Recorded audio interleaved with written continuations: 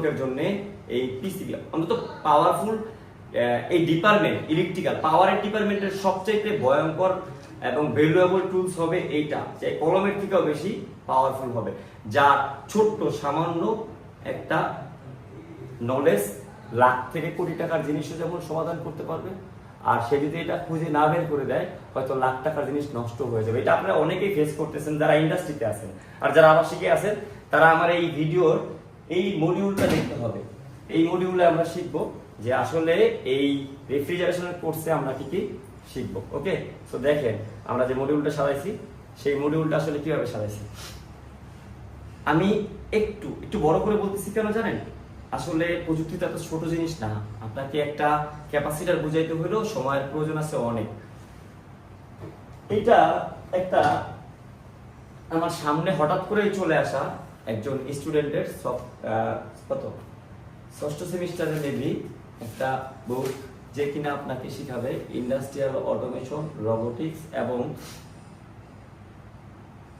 Updated প্রযুক্তি। কিন্তু এই বইতে 100 কাজের ভিতরে একটা কাজ, সেটা হলো ইন্ডাস্ট্রিয়াল রোবট। যে একটা রোবট, একটা ব্র্যান্ডের একটা রোবটকে ব্যবহার করতে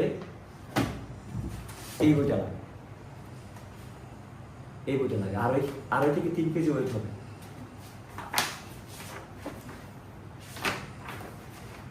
লেখা আছে কি না, অপারেটিং, এখানে কি লাগছে ইনস্ট্রাকশন, এবং এটার মডেল নাম্বার কত সিআরপি। আপনি ইন্টারনেট সার্চ করবেন, এটা একটা জাস্ট ইন্ডাস্ট্রিয়াল রোবট শুধুমাত্র ওয়েল্ডিং করতে পারে। ধরেন আপনি যে অটোতে উঠেন না, ওই যে অটো মেশিন, অটো যে গাড়িটা আছে সেটা যে ফ্রেমটা আছে সেটাকে ওয়েল্ডিং করার জন্য অটোমেটিক। তো এই বইটা লাগে এটা কি অপারেট করতে, এবং শুধুমাত্র এটা অপারেট করতে এমন যে তাকে মেইনটেনেন্সের সর্বোচ্চ তা না, শুধু একটা ম্যানুয়াল তাকে অপারেট করতে। তো এইটা লাগে ওইটা বুঝতে আর কন্ট্রোল করতে, চালাইতে। আর এটা থেকে শিখে যাবে, এইটা থেকে তার শিখে আপনি ওইটা করতে পারবেন। কয় পেজ আছে এখানে? 100 পেজ। এটা ট্রান্সলেট গুগল ইনক্লুডেড একটা পেজ। ধরেন এখানে গুগল থেকে ইনফরমেশন কালেক্ট করে করে জমা করা হয়েছে, আর যা এখানে মিনিমাম 150 থেকে 200 ভুল আছে যা আমি করছি, যা আসলে একজন কিলো। ধরেন আমাকে আপনি যদি বলেন যে প্যারামিটার, এই শব্দটা আমি যত সুন্দর করে উচ্চারণ করতে পারবো, একজন ইঞ্জিনিয়ার যদি ফ্রেশ হয় সে এটাকে অত সুন্দর করে হয়তো মানে উচ্চারণ করতে পারবে না। কারণটা কি জানেন, আমি প্যারামিটার যতবার বলছি তার বইয়ে হয়তো অতগুলো ওয়ার্ড নাই। আমি আমার প্র্যাকটিক্যাল লাইফে যতবার প্যারামিটার বলা লাগছে, যেই এই প্যারামিটারটা সেট করতে হবে, সে হয়তো কি করে না, সে ওই পুরো যে বইটা তার 4 বছরের যেই সে আসলে শিক্ষা জীবন, সেখানে যতগুলো ওয়ার্ড সে পড়ছে হয়তো ততগুলো প্যারামিটার শব্দ এখানে আমার বেশি বলা আছে। কারণ আমাদের একদিনেই হয়তো এই প্যারামিটারকে 200 থেকে 300 বার বলা হয়। কারণ কি একজন ফোন দেয়, ভাই এই প্যারামিটারটা বুঝতেছি না ভাই। সো প্যারামিটারটা আমি যতবার শুনতে শুনতে অভ্যস্ত হয়ে গেছে এবং যত সুন্দর করে বলতে পারবো, একজন ফ্রেশার কখনোই এটা বলতে পারবে না। সো এই বইতে তার দক্ষতা, এটার যে লেখক, তার যেই চুরি, এই বিষয়গুলা আসলে প্রমাণ করে দিছে যে আমাদের এই ডিপার্টমেন্টে কেন আমরা এসে প্র্যাকটিক্যালি ফিল্ডে জায়গা পাই না। কারণ এই ধরনের বই আমাদেরকে কি করে জানেন, ভুল জায়গায় নিয়ে যায়। এই আপনি সার্টিফিকেটটা নিয়ে আসা পরের দিন থেকে এরকম বই অনলাইনে ফ্রি পাওয়া যায়, কিন্তু হয় না। এটা দাম আছে 100 টাকা দাম আছে। এটা যে ছাপাইছে তার 80 টাকা খরচ হয়েছে, এখানে বিজনেস করছে। কিন্তু এটা আমি ছাপাই নিছি, আমার এই কাজটা লাগছিল। আপনি দেখতে পারেন এটা পেজের ভিতরে প্রিন্ট করা যায়, সাদা পেজ। আমি অনলাইন থেকে পিডিএফটা নামায়া প্রিন্ট করে নিছি, ওইটা অপারেট করার জন্য অথবা ওইটাকে কি করার জন্য, রান করার জন্য। এই বই আপনাকে পড়তে হবে, কেননা ফিজিক্যালি আপনার এই বই লাগবে কাজটা করতে। আর এই বই যারা পড়ে তারা কখনোই কি হয় না, অদক্ষ থাকে না। কারণ ওই বইয়ের এই বইয়ের দুইটার ভাষাই আলাদা। ওইখানে ইংলিশকে যত সহজে বাংলা করা যায়, এইটার ইংলিশকে তত সহজে বাংলা করা যাবে না। আপনাকে এই ইলেকট্রিক্যালের যেই মানে ইলেকট্রিক্যালের যেই কি বলে আপনার যে জ্ঞান শক্তি, এটা ইংলিশেই কি করতে হবে, আয়ত্ত করতে হবে। বাংলায় আপনি অনেক ভাষা আছে, উচ্চারণই করতে পারবেন না। কারণ আপনাকে এই যে ইলেকট্রিক্যাল ডিপার্টমেন্ট, এদের নিজস্ব কিছু ভাষা আছে, নিজস্ব কিছু ওয়ার্ড আছে, যা আপনি অন্যান্য শিক্ষা জীবনে পাবেন না, জেনারেল শিক্ষায় পাবেন না। কিন্তু এটা ইংলিশ শব্দ, ঠিক আছে, এগুলো পাবেন না। ওকে, তো আমাদের মোবাইল থেকে যদি আমরা দেখি আমরা কি কি শিখবো এই রেফ্রিজারেশনের কোর্সে, তাহলে আমরা দেখতে পাই যে electrical and safety concept number 1, এটা ছিল আমাদের প্রথম উইকের প্রথম ক্লাস, এবং এটা ছিল basic and power training section. এই অধ্যায়ে আমরা শিখবো 4টা থেকে 5টা কি বলে অপশন বা কাজ, ইলেকট্রিক্যাল অ্যান্ড সেফটি কনসেপ্ট। দ্বিতীয় নাম্বার দিনে শিখবো আমরা ইনভার্টার পাওয়ার সাপ্লাই সিস্টেম। আসলে ইনভার্টার কি, এটা কি ইনভার্টার সার্কিট কিনা, যদি এটা ইনভার্টার সার্কিট হয় তাহলে কম্প্রেসার কিভাবে ভিএলডিসি মোটর হয়, এটা যদি ইনভার্টার সার্কিট হয় কম্প্রেসার কিভাবে ভিএলডিসি মোটর হয়। কারণ আমরা তো জানি ভিএলডিসি মোটর চালানোর জন্য ভিএলডিসি ড্রাইভার প্রয়োজন, রাইট? ভিএলডিসি চালানোর জন্য ভিএলডিসি ড্রাইভার প্রয়োজন।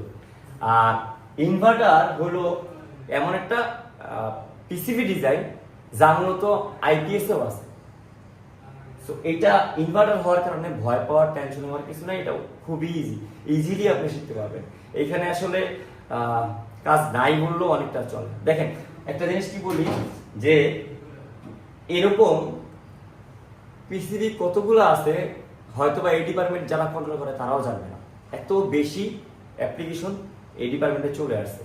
সো এতগুলা আসলে অ্যাপ্লিকেশন বলতে আমি এখানে এরকম এই একটা পিসিবি, এটা একটা অ্যাপ্লিকেশন, এই একটা কম্প্রেসারকে চালায়, অন্য একটা অ্যাপ্লিকেশন হিসাবে এটাকে চালাতে পারে না, যেমন আমার ভিএফডি এটাকে চালাতে পারে না। সো এইটা একটা অ্যাপ্লিকেশন, ভিএফডি আর একটা অ্যাপ্লিকেশন। আর এই আমার যে ইনভার্টার বলা হচ্ছে এটা হলো একটা পিসিবি ডিজাইন বা একটা কৌশল। ওকে, সো এখানে ইনভার্টার আপনারা তো সবাই বলেন ইনভার্টার ফ্রিজ। সো ইনভার্টার তো আমরা এখান থেকে শিখবো যে ইনভার্টার আসলে কি। হ্যাঁ, তারপরে শিখবো MOSFET, আইজিবিটি, relay, rectifier, diode, practical. কেন শিখবো? কেন আমরা অন্যান্য কম্পোনেন্ট শিখবো না? কেন আমরা ক্যাপাসিটর শিখবো না? কেন আমরা রেজিস্টর শিখবো না? কেন আমরা ট্রান্সফর্মার শিখবো না? এগুলা কেন শিখবো না? শিখবো প্রয়োজন অনুযায়ী। তারপরে আমরা শিখবো পাওয়ার প্রোটেকশন এবং মেজারমেন্ট, বিদ্যুৎকে কিভাবে পরিমাপ করতে হয়। এরপরে শিখবো স্মার্ট টিভি এবং ওভেন পাওয়ার বোর্ড পরিচিতি। স্মার্ট টিভি এবং ওভেনের যে পাওয়ার বোর্ড আছে ওটার পরিচিতি। নাম্বার 2, দ্বিতীয় নাম্বার যে সপ্তাহ থাকবে সেটা আমরা শিখবো প্রথম দিনের ক্লাসে DC compressor and motor driver control বা মোটর ড্রাইভার কন্ট্রোল।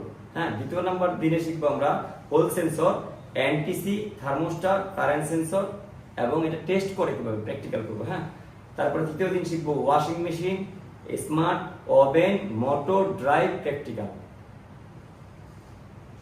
চতুর্থ দিন শিখবো আমরা error code study, LG, Samsung, Panasonic, Walton, এরকম অনেকগুলা কোম্পানির সার্কিটকে কি শিখবো আমরা ইরোর কোড আসলে কিভাবে আমরা বুঝতে পারবো যে ইরোর কোডকে দেখে ইরোর কোড মূলত একটা একটা সংখ্যা বা একটা ওয়ার্ড। সো এইখানে আমরা ওই ইরোর কোডের মাধ্যমে কোথায় কাজ করতে হবে সেই নলেজটা কিভাবে পাই আমরা যারা কাজ করি, এটাও শিখবো। তারপরে আমরা শিখবো ফল কোড অ্যানালাইজ, মানে ওই যে আমরা বললাম যে ফল কোডটা দেখে পিসিবির কোথায় কাজ করা লাগবে সেইটা যে আমরা বের করতে পারি, সেটা যে আমরা বুঝি। আমরা আসলে যারা এক্সপার্টলি কাজ করি, আমি না, আমার থেকে যারা এক্সপার্টলি কাজ করে এবং আমার সামনে যারা স্টুডেন্টরা আসবে বা আসছে, আমি কখনোই তাদেরকে কম্পোনেন্ট মাপা খুব বেশি সময় ধরে শিখাইনি, কারণ আমি জানি এই অ্যানালাইজ করার লোকজন হয় এক্সপার্ট। আর পিসিবির কম্পোনেন্ট অনেক বেশি মাপা বা অনেক বেশি এটার পিছনে জ্ঞান দেওয়া লোকজন হয় ইউটিউবার।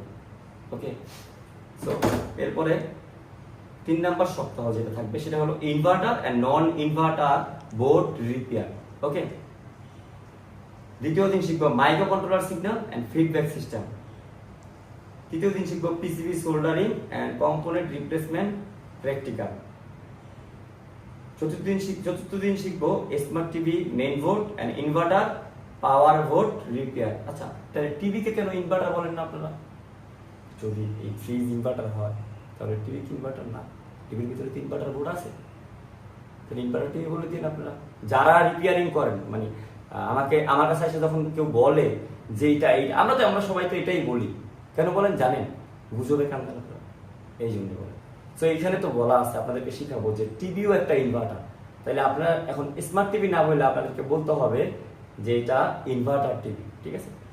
এরপরে এরপরে শিখবো আমরা common fault trouble shooting live work, মানে আমরা একটা সমস্যা নিব, সেটা সরাসরি আপনাদের সামনে পুরোপুরি সমাধান করবো। ধরেন আপনারা একটা বোর্ড নিয়ে আসছেন প্রবলেম, এবং সেটাকে কিভাবে আমরা অ্যানালাইজ করে করে স্টেপ বাই স্টেপ রিপেয়ারটা করি সেটা আমরা শিখবো। হ্যাঁ, এটা তারপরে শিখবো আমরা চতুর্থ সপ্তাহে আমরা যা শিখবো সেটা হলো individual board repair project AC fridge smart device. এটা কি বুঝলেন আপনারা? ইন্ডিভিজুয়াল কি? ধরেন আপনি অনেকগুলা বোর্ড আছে না, তো আমরা কিছু বোর্ড দিব এবং এমন হবে যা সবার সাথে সমন্বয় করে, মানে সব ধরনের কোম্পানির সাথেই কাজ করতে পারবে, বা সব ধরনের কোম্পানির সাথে কি ইউনিভার্সাল আমরা বলি না, ওইটার মতো, যে সবাই নলেজটাই মূলত ওই পিসিবিটা থেকে পাওয়া যেতে পারে। ওকে, আচ্ছা, তারপরে আমরা শিখবো দ্বিতীয় দিনে full functional output test and fault report. Okay, তারপরের দিন আমরা যেটা করবো সেটা হলো সার্টিফাইড এভ্যালুয়েশন অ্যান্ড প্রেজেন্টেশন। ধরেন আমরা 4 নম্বর দিনে শিখবো জব বিজনেস স্টার্টআপ এবং গাইডনেস। 5 নম্বর দিনে শিখবো life time technical support group access, কিভাবে আমরা ইন্টারনেট ব্যবহার করবো শেখার জন্য। সারলেক্স ইন্টারনেট থেকে আমি আরো কেজি বাই করলাম ইন্টারনেট থেকে, বলতেছিও ইন্টারনেট থেকে, কিন্তু আপনি বলতেছেন ইন্টারনেটে কাজ শিখা যায়। সো এই বিষয়টাতে আমরা এটা জানলাম যে আমাদের ট্রেনিং এর সময় হবে 1 মাস, এবং এই 1 মাস আমরা কি কি শিখবো। এখন কথা হলো কি, আমরা কেন ডায়োড টেস্ট করা শিখবো এটা বললাম না, তাই না? কেন আমরা টিভির ডিসপ্লে ঠিক করা শিখবো এটা বললাম না, কেন ক্যাপাসিটার পরিমাপ করা হয় এটা শিখলাম না, এবং আরো অনেকগুলো বিষয় আছে, কম্প্রেসার পরিমাপ করা। দেখেন ভাই, আমরা যারা রিপেয়ারিং করি তারা এত ধরনের কম্পোনেন্ট নিয়ে কাজ করি না যে সবাইকে এক করে নিতে হয়। যিনি ডাক্তার তিনি আলাদা আলাদা লিঙ্গ দেখে এটা আসলে ডাক্তারই শিখে না, এবং অনেক সময় দেখা যায় যে এখন আসলে ডাক্তারের জিনিসটা কি স্মার্টনেস। এখন এখানে আসলে মানুষ আর একজন আলাদা পশুতে একলগে একজন ডাক্তার কাজ করবে না, বা একজন ডাক্তার ট্রিটমেন্ট দিবে না, কিন্তু আমরা তো সেবক। আমরা একটা কোম্পানি, আমরা কখনো ইঞ্জিনিয়ার হতে পারি না, এটা বানাইতে আমাদের দেশে পারলে ওয়েলটন পারতে পারে, ওয়েলটন বানায়, কারণ ওয়েলটনের এটা দেখেই মনে হয়, এই যে দেখেন না, এই যে সোল্ডারিং দেখছেন, সোল্ডারিং দেখেই মনে হয় ওয়েলটন পারে। সো এইখানে ওয়েলটন ছাড়া যারা ওয়ার্ল্ড ওয়াইড বানায়, যাদেরটা আসলে প্রযুক্তি সম্পর্কে আপনাকে জ্ঞান দিবে। দেখেন, আমি কেন কাউকে ছোট করতেছি বা বড় করতেছি কাউকে, এরকমটা না। আমি আসছি শিখতে, এবং আমি শিখবো সেই জিনিসটা যেটা বেটার, আর যেটা বেটার তার থেকে আমার আরো বেটার জ্ঞান আসবে। আর যদি আমি বেটার জিনিসটা নাই দেখতে পাই, আমাকে যদি কেউ ঠকায়, আমাকে যদি কেউ দেখতে না দেয়, আমাকে যদি কেউ বেটার সম্পর্কে না জানায়, তাহলে আমি আসলে এই ডিপার্টমেন্টে আসার কোনো কারণই থাকতে পারে না, তাই না? আপনাকে বাটন ফোন দিয়ে স্মার্টফোনের ফিলিংস, এখন আসলে স্মার্টফোন আপনি চালাতে পারবেন, অনেকে কল্পনা করেননি যারা আমার মতো বয়সে আছেন, তাই না? তো এই জিনিসটাও একসময় এরকম থাকবে না, আরো ছোট হয়ে যাবে, আরো বেশি ক্রিটিক্যাল হয়ে যাবে, তখন রিপেয়ার কিভাবে করবেন যদি আপনি এখনো চার্জার ফ্যানের ভিতরেই মাথা ব্যয় করেন, অথবা আপনি মোবাইলের চার্জারের ভিতরে। সো এই বিষয়টা দেখেন, এই বিষয়টা আপনাকে যত বেশি আপনি চ্যালেঞ্জের সাথে ক্রিটিক্যাল কাজ করতে পারবেন, তত আপনাকে বেশি জায়গা করে দিবে পিসিবিতে এবং ইন্টারন্যাশনাল যে টেকনোলজি সেখানে। আমরা ওয়ার্ল্ডের খুব কম ব্র্যান্ড আছে যার লোগো দেখলেই বলতে পারবো না তার কি কি প্রোডাক্ট আছে। সো আপনারা তো স্যামসাং ছিলেন, এখন হয়তো মোবাইলে, নাহলে আপনারা এই কম্প্রেসার, ফ্রিজ, এসি বা এইসব জায়গাতে, তাই না? কিন্তু আমরা স্যামসাং, সিমেন্স, এদের সবচাইতে ভ্যালুয়েবল যে প্রোডাক্টগুলো যা দিয়ে তারা বিশ্বব্যাপী পরিচিতি পাইছে, সেগুলো নিয়ে রিপেয়ারিং করি। সো আমাদের এগুলো আসলে যেটা হয়, এমনিতেই নলেজ হয়ে যায়। আর এইগুলো আসলে আপনারও এরকম ইজিলি নলেজ হয়ে যাবে যদি আপনি শুধু ভালোবাসা দিয়ে এটার ভিতরে ঢুকে যান। মূলত কি আপনাদেরকে আসলে মেইনটেনিং দেওয়া উচিত যে কতটুকু কাজ করার পরে এটা থেকে কতটুকু প্রফিট পাওয়া যায়। আমি বলতে, আমার এখানে 7 জনের সিট আছে ম্যাক্সিমাম, আমি আরো 2 জন সরাই ফেলবো, কারণ আমার এখানে 2 জন নিজের স্টাফ ঢুকবে, বা 2 জন আলাদা হয়তো বা দখল করবে আমার নিজের কাছের লোক, যারা আমার প্রতিষ্ঠানে হয়তো বা আমাদের সাথেই কাজ করবে। আর 5 জন থাকবে স্টুডেন্ট। সো 5 জনের স্টুডেন্টের জন্য আসলে আমার জায়গা আছে, আমি এত বেশি আমার দরকার পড়বে না, কারণ আমি এটা থেকে বেশি দিন প্রফিটেবল থাকতে পারবো না, কারণ মানুষ এটা যখন জেনে যাবে এটা খুব ইজিলি হয়ে যাবে। সো আপনারা ইন্ডিয়া যারা যাচ্ছেন বা যারা কনফিউজে আছেন আর যারা বলতেছেন যে কম্পিউটার খুলেই ফেলেন দয়া করে, তো তারা একটু লাগলে ভিজিট করে যাবেন এবং দেখবেন, বা একদিন আমার সাথে একটা ট্রাভেল শুটিং করবেন, দেখবেন আসলে কঠিন কিনা। আসেন না, ফ্যাক্টরিতে যাওয়ার দরকার নেই, আমি এখানে বসে দেখাবো। যারা ইন্ডাস্ট্রিয়াল কাজ করবেন আর যারা আবাসিকের কাজ করবেন তাদেরও আসলে ফ্রিজ ব্যাঙ্গা দেখার দরকার নেই, আমার এখানে তো আছে, দেখা শিখতে পারবেন। মূল বিষয়টা হলো এই কোর্সটা আপনাকে ইলেকট্রনিক্স কাজ শেখাবে। আর ইলেকট্রনিক্স কাজ এমন যে আপনাকে আলাদা আলাদা করে আপনারা জিজ্ঞেস করেন টিভি ঠিক করা শিখবো কিনা, লাইট ঠিক করা শিখতে পারবো কিনা, ব্যালেন্ডার ঠিক করা। আরে ভাই, আমরা বললে তো আপনাকে অনেক বলতে পারবো, এত বড় বই বানানো সম্ভব যে আমরা এত কিছু শিখাবো, কিন্তু আপনি একটা শিখলে প্রপারলি পুরোটাই শিখে যাবেন। ওকে, যারা এটা সামান্য কাজ করেন, একটু অভিজ্ঞতা আছে, তারা জানেন। আর যারা ফ্রেশ তারা এটা জানবেন না। তাদের ধারণা আমার এলাকায় টিভি বেশি নষ্ট হয়, গ্যাপ নাই, আমি একাই রাজত্ব করবো। একা রাজত্ব দিন বেশি হয় না। অনেকের সাথে যেখানে আপনি জয়েন করবেন এবং অনেকে যেটা পছন্দ করে কিন্তু পারে না, চেষ্টা করে পারে না, সেই জায়গায় আপনি জয়েন করেন। এমনও তো হইতে পারে সবার থেকে আপনি বেটার, আপনি সবার থেকে সামনে চলে যেতে পারেন, কিন্তু আপনি ভয় পাচ্ছেন যে সামনে এত স্পেস, মানে স্পেসবিহীন জায়গা, সেখানে ধাক্কাধাক্কি করে কিভাবে যাব। তাইলে আপনি পিছনে থেকে সস্তা জিনিস, পরে থাকা জিনিস পাবেন। এবং যেটা হচ্ছে আমাদের ওই যে মোটর বাদাই করা যারা শিখে, সো কম্প্রেসার যারা এখন অলরেডি রেফ্রিজারেশনে কাজ করে, তারাও জানে যে বিএলডিসি মোটর নষ্ট হবে না। তারাও নর্মালি জানে যে 80 না 95% মোটর রিউইন্ডিং আর করা লাগবে না। হয়তো গ্রাউন্ড ফল্ট এগুলা পাম্প টাম জাম হতে পারে, দেখা যাবে এগুলোর কারণে অনেক সময় সমস্যা হতে পারে, কিন্তু মূলত এগুলো নষ্ট হওয়ার যেই জায়গাটা, সেই সার্কিটটাই এটা না। এগুলো তো প্রোটেকশন কম। আরো যে ওয়ার্ল্ড ওয়াইড আরো যে ব্র্যান্ড আছে, যেমন এই প্যানাসোনিক, এগুলোর কম্প্রেসার নষ্ট হবে না, কারণ কি এগুলোর ভিতরে ওই প্রোটেকশন দেওয়া আছে। সো এই প্রোটেকশন এটা নিয়ে নিচ্ছে, কিন্তু নিজের প্রোটেকশনটা নিজেরা নিচ্ছেন না। মিস্ত্রি তো হয়ে থাকতে বানাইলে কখনোই প্রযুক্তিতে নিজের ভ্যালু তৈরি করা যাবে না। ভালো থাকবেন সবাই। এই প্রত্যেকটা বিষয় নিয়ে আমরা সময়ে সময়ে ভিডিও বানাবো, আপনারা দেখে আস্তে আস্তে আগ্রহ তৈরি করেন দয়া করে। আর খুব বেশি দক্ষ লোক আমার প্রয়োজন না, ফ্রেশার যারা কাজ শিখতে চাচ্ছেন তারা একটা সুযোগ আমাদের এখানে আসলে দিয়ে না, আমাদেরকে আমরা দেখাইতে চাই এটা আগামীর কলম এবং এটা আগামীর টেকনোলজির পাওয়ার। এটা আপনার এখন একটা চার্জারের দামও 800 টাকা, অনেকেই চার্জার ঠিক করতে আপনাকে 200 টাকা দিয়ে ফেলবে। আমার মনে আছে আমি 300 টাকা করে যখন এনার্জি বাল্ব বিক্রি করতো, তখনও 60 টাকা এনার্জি বাল্ব থেকে নিয়ে নিছি সার্ভিস ফি।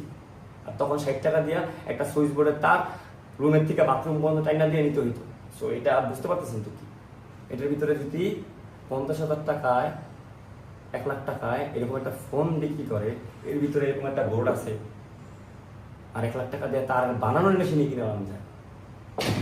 তো তার টানার কাজটা বাদ দেন, সময় থাকা অবস্থায় নিজের ক্যারিয়ার বুঝেন, তারও প্রয়োজন আছে। তবে যারা মেধাবী তাদেরকে বলবো, আপনি অনুরোধ করি যে আপনাদের যদি মনে হয় আপনারা মেধাবী, চলে আসেন না। আমার এক বন্ধু মনে করছে যে আমি একটা কাজ পারি, তো বলছে ঠিক আছে তুই ছড়া, তুই যে পারো সেটা তুই নিজে নিজে চিন্তা করলে হবে না, তুই প্রকাশ করার চেষ্টা কর। সেই জন্য আপনারা আমাকে ইউটিউবে দেখতে পান।